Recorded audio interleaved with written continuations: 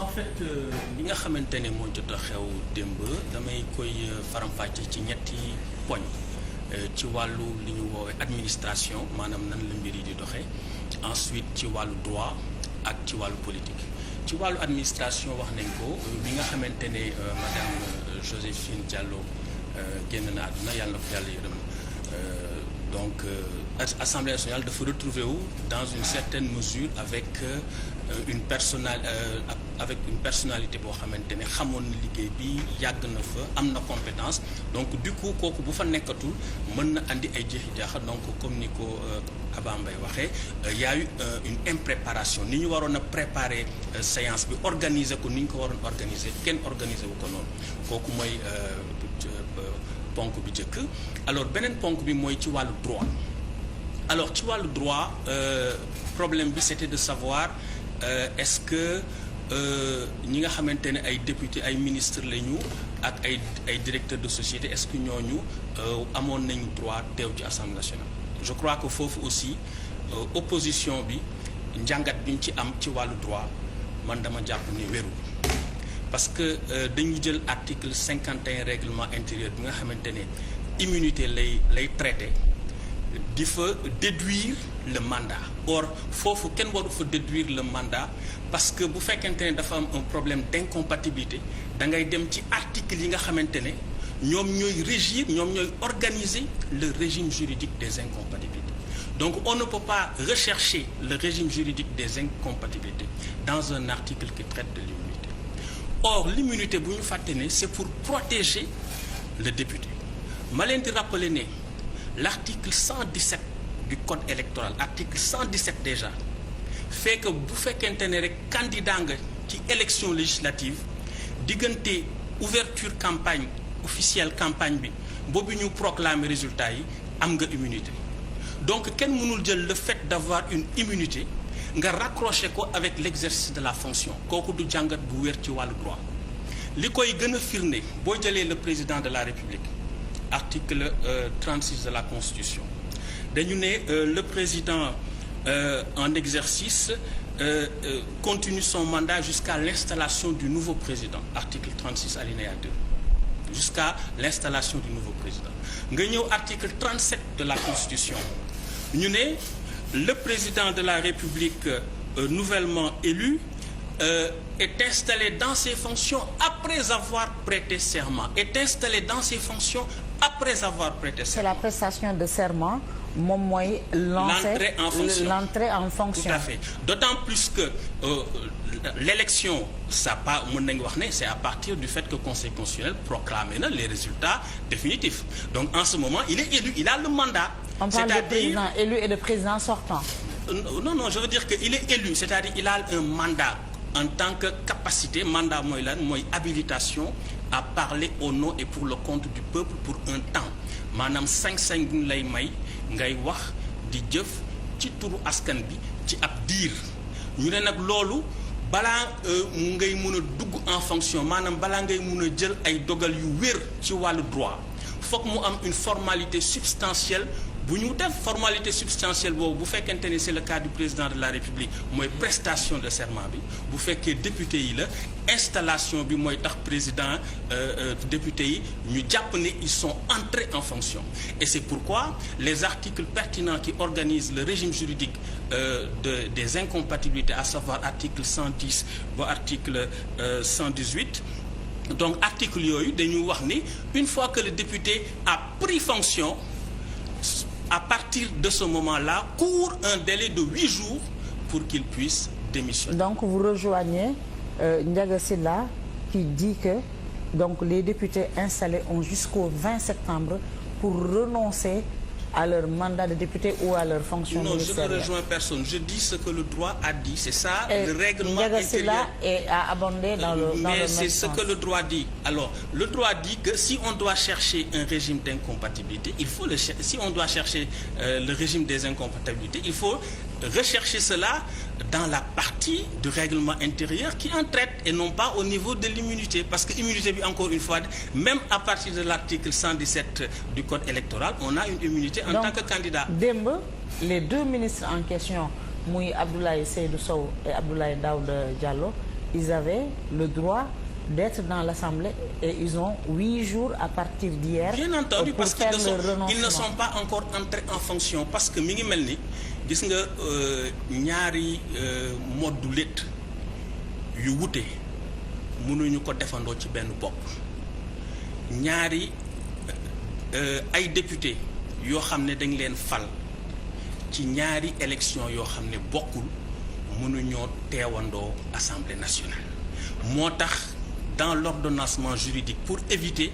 ce qu'on appelle le vide juridique maanaam ñu dem ba nga xamante ne Sénégal dootul am Assemblée nationale dañu naan ñii nga xamante ne ñooy député yi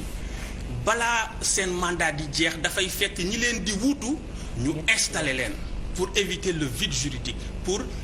être dans l'optique de la continuité juridique mooy lan mooy maanaam mu am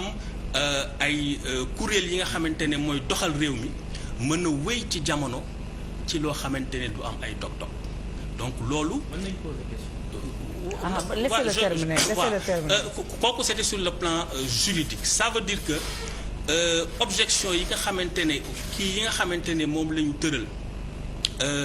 ci wàllu incompatibilité loolu sukkandiku wuñ ko ci jàngat bu wér ci li nga xam ne mooy règlement intérieur Assemblée nationale d'autant plus que jot nañ fi am une pratique boo xam ne am na ñoo xamante ne nekkoon nañ fi ministre ñu fal leen député 2017 Amadou Ba Abdoulaye Daouda Cheikh Omar Anne était à l'Assemblée le jour de installé leen l'installation 8 jours après bu ñu leen falee député ñu tekki seen ndombo tànk donc loolu du jàngat bu wér te kon loolu bokk na ci sama gis-gis ci li nga xamante ne moo andi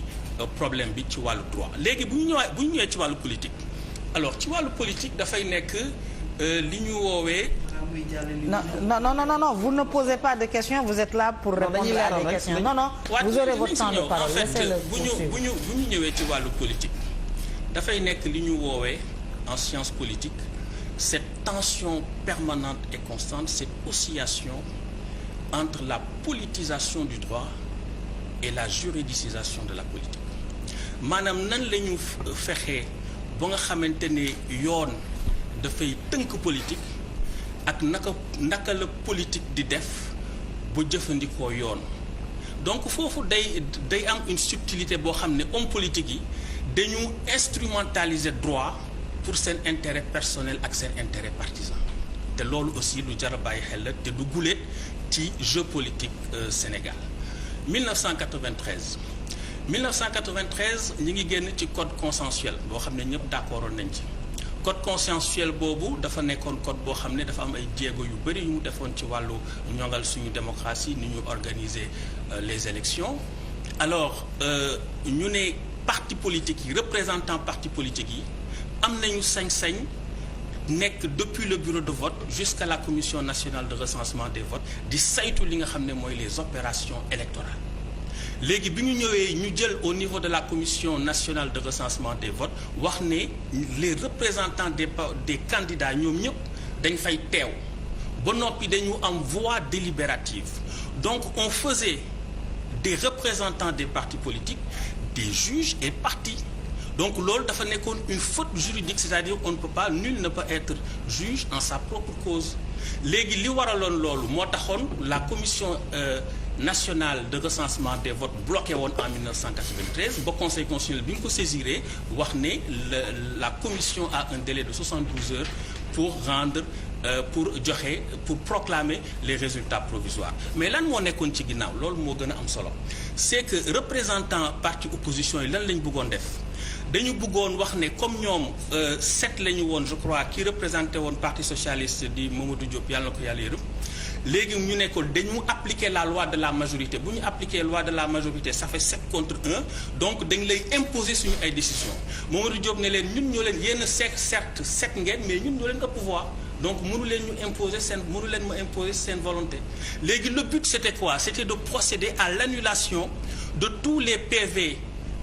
des commissions de tous les PV établis par les commissions départementales de recensement des votes léegi bu ñu ko defee ça fait que dañu naroon a wàññi suffrage du parti socialiste léegi bu ñu wàññee suffrage du parti socialiste loolu jeu bi c'était quoi c'est que parti socialiste dafa naroon coincé wu ci quart bloquant parce que quart bloquant dañu la ne même boo amee majorité te majorité boobu méngoowul ak le quart des électeurs inscrits maanaam ñëpp ñi nga xamante ne bindu nañu ci fichier bi bu fekkente ne ñooñu ñëpp am nga majorité boo xam ne bu ñu xaajee ñooñu ñeenti pàcc motle woo benn pàcc bi da ngay mujjee dem deuxième tour donc opposition bi subterfuge boobu la bëggoon utiliser pour jaare fa dem second tour Mamadou Diop dal di bañ loolu donc gis nga politisation du droit juridicisation de la politique nga ñëw fii tey li xewoon démb au niveau de l'Assemblée boo génnee les ministres génne les directeurs généraux les fonctionnaires donc ça veut dire que frappés par l'incompatibilité ça veut dire que yaa ngi wàññi les suffrages valablement exprimables par la coalition Benno Bokk Yaakaar et donc ça change le rapport de force mais la façon dont on veut changer de rapport de force est illégale c'est une manœuvre politique qui a voulu être faite en dehors de la légalité et c'est là où je dis que l'instrumentalisation du droit c'est peut-être légitime mais il faut que cela se fasse dans le respect de la légalité. Toute dernière question, il y en a qui prétendent que la faute incombe au président de la République. S'il avait dissous le gouvernement, le problème ne se poserait pas. Il est en faute, on peut lui imputer une part de responsabilité. La question s'adresse à moi. C'est deux choses différentes. Depuis à peu près depuis le mois de je crois de mai, je sais plus, depuis au moins 8 mois ou 9 mois, le président de la République a fait revenir dans l'ordonnancement depuis décembre l'ordonnancement dans l'ordonnancement institutionnel le poste de Premier ministre. Donc il est tenu war na nommer Premier ministre. Donc ñi aussi gouvernement bi nga xamante ne ñi ngi fi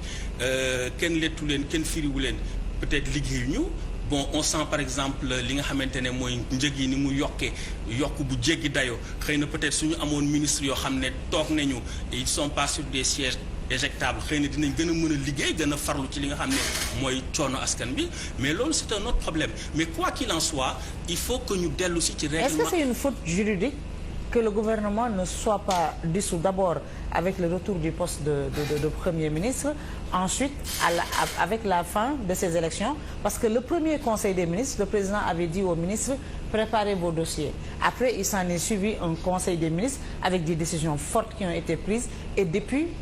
3 semaines, on n'a pas de conseil des ministres. Non, du moment où on a un nouveau premier, on a réinstauré le poste de Premier ministre dans l'architecture institutionnelle.